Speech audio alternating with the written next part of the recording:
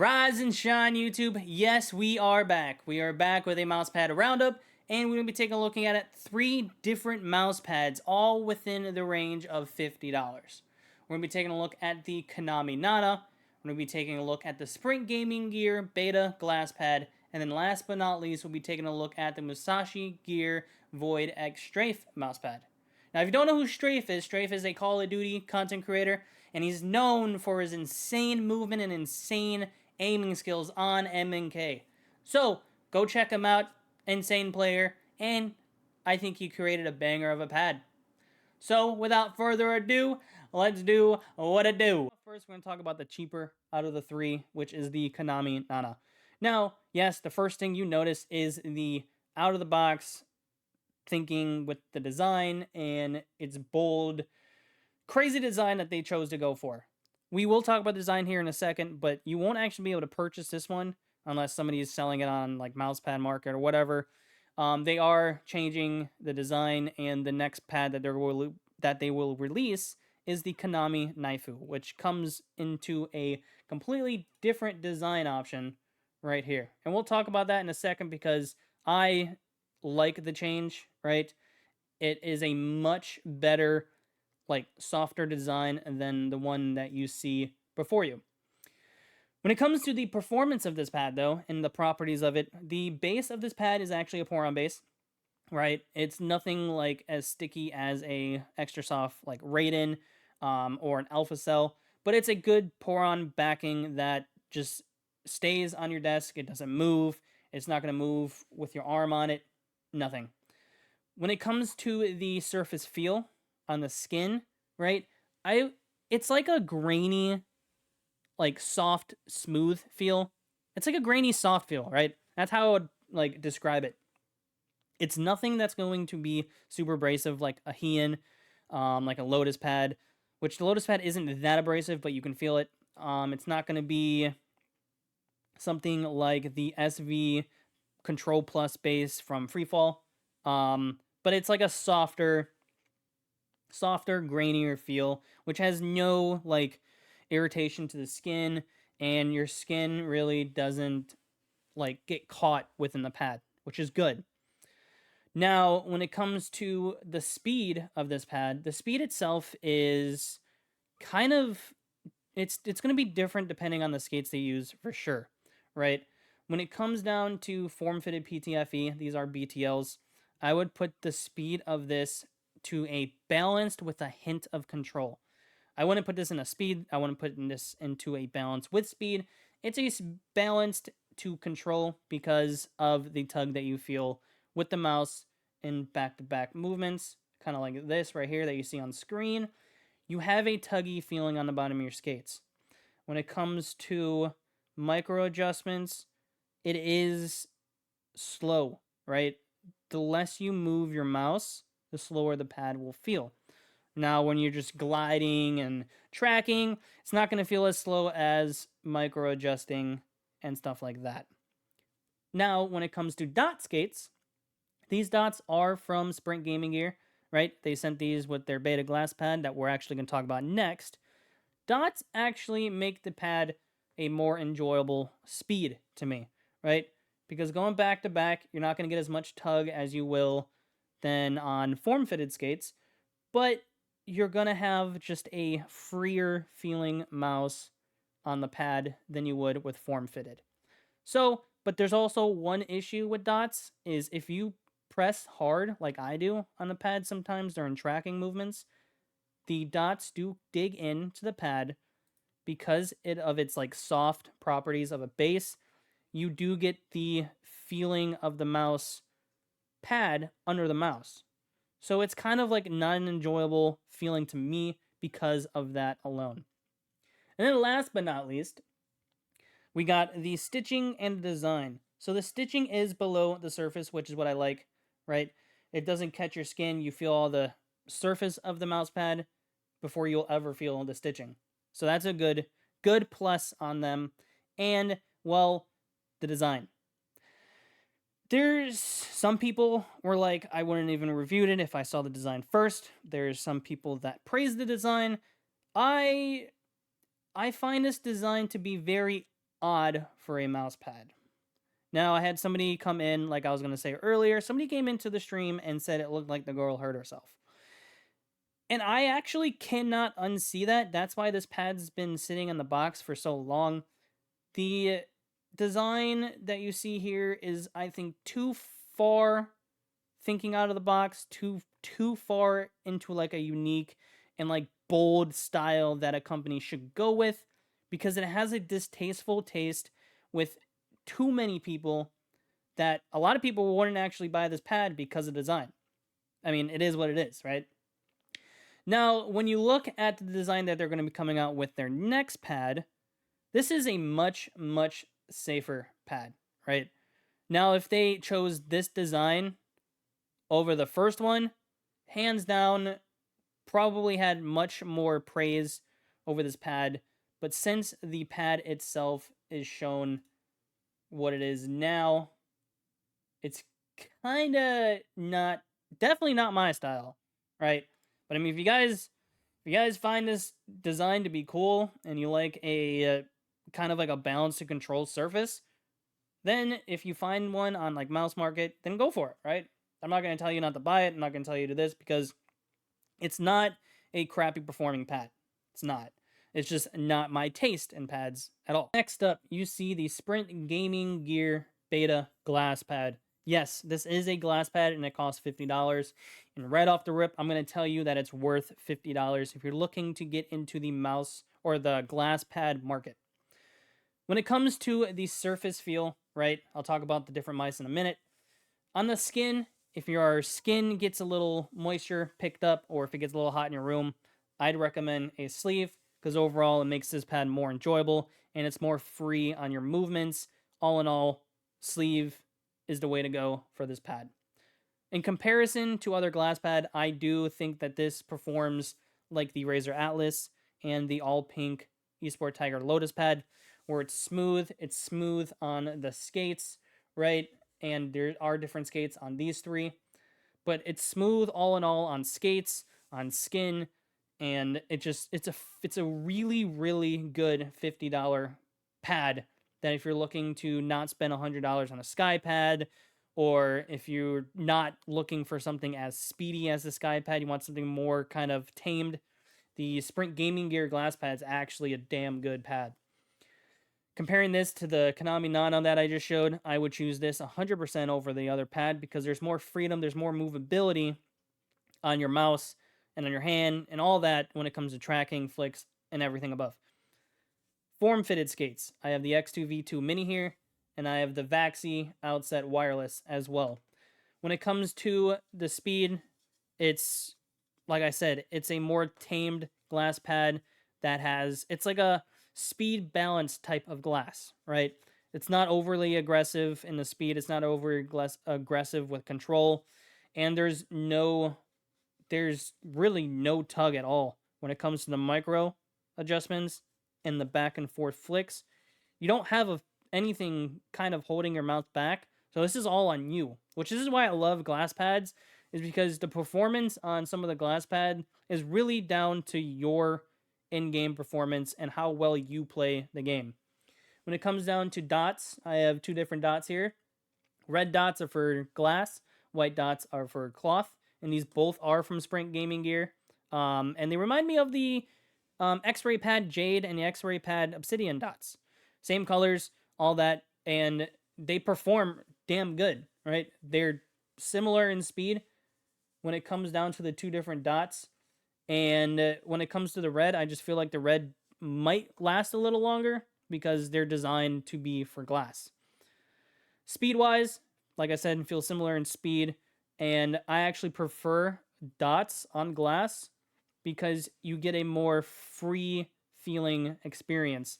So, like, the form-fitted, you kind of have like you're gliding through a coating-esque feeling, but it's not, like, too aggressive. When it comes to dots, that feeling goes away, and it's all on you. Great, phenomenal feeling, and it's something that I prefer over form-fitted when it comes to glass. Now, when you look into a heavier mouse, like the Vaxi Outset, you kind of get that same feeling because they're both form-fitted skates, but it makes the outset feel a lot lighter than it is. I mean, the mouse alone isn't super heavy. It is 70 something grams. I can't remember the actual weight, but it's it's really like not bad at all using a heavier mouse, especially on glass, because it feels a lot faster and you still have that freedom of movement, right? So, Sprint Gaming Gear did a damn good job on this pad, coming in at $50. And if you're looking to get into the glass pad market, I would actually go and pick up one of these if you are on the budget. If you have a lot more money to spend, I would actually choose to spend it on the Super Glide, just because you get a faster experience, more free, the same freedom, but you get just a more speed out of the glass itself. But still, Sprint Gaming Gear did a damn good job creating a budget glass pad for the community. Last but not least, we have the Musashi X Strahfe Void. Now, this pad is named after Musashi's 5th book in the Book of Five Rings. The chapter called Void emphasizes the concept of a clear and empty mind in the midst of combat and life, expressly dealing with that which cannot be seen. Now, I did read that off their Twitter because, I find it very interesting that they tied in the design with the concept of how they named the pad. And you can see two samurais battling it out. One ultimately wins because he has a clear and empty mind. Now, us M&K players also got to keep a clear and empty mind because, well, in the scene in the FPS scene where it's dominated by AA, console, Cronus packs, and cheaters, if we keep a clear and empty mind, one, you'll save a lot of money by not putting a hole through your monitor, and two, you might win 1% of the battles that you fight against those kind of players. It is what it is. Now, if you don't know who Strahfe is a Call of Duty content creator. He plays Warzone, he's been playing the new Modern Warfare 3, he's played X Defiant when it was in beta, and he just dominates the scene in his movement and his aim capabilities, right? He's just an insane player.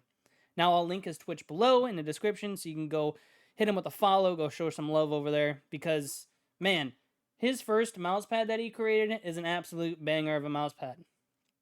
Talking about the mousepad now, if you've used a Zowie GSR SE, this is probably going to be your main pad, right? It mimics the speed, the surface feel to the T of a Zowie GSR SE, and, I mean, that's all she wrote. But now, if you haven't used the Zowie pad, we're going to talk about the surface feel on the skin, which it is on the smoother side, right? It does kind of want to pick up a little bit of static electricity, but that's what happens when you have your arm rubbing against cloth. It is what it is. When it comes down to the firmness of this pad, pressing down on this pad, you really don't get any give, right? Now, it's not super firm. It's not soft. I would put this in a more mid to soft feel than a soft to mid, right? So that kind of confused you. And there's the pelts and the new pads from the Weld that come in a mid soft. And I actually find this just to be a touch more firm than those. And I mean, I enjoy it. I don't like super soft pads because if I ever use dots, I dig down into the pad. When it comes to the speed of this pad now, if you haven't used the Zowie GSR SE, this is a nice, steady, balanced with control pad. Now, if you see here the constant change in motion, I'm not getting any tug, right? When I change going from left to right, there's nothing holding back the mouse, only the surface of it being a balance to control. It's just a slower pad. When it comes down to the side to side, right, going back and forth in a quicker motion, you do feel a little bit of a tug, right?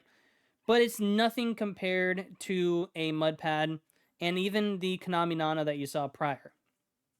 When it comes to micro adjustments are fluid.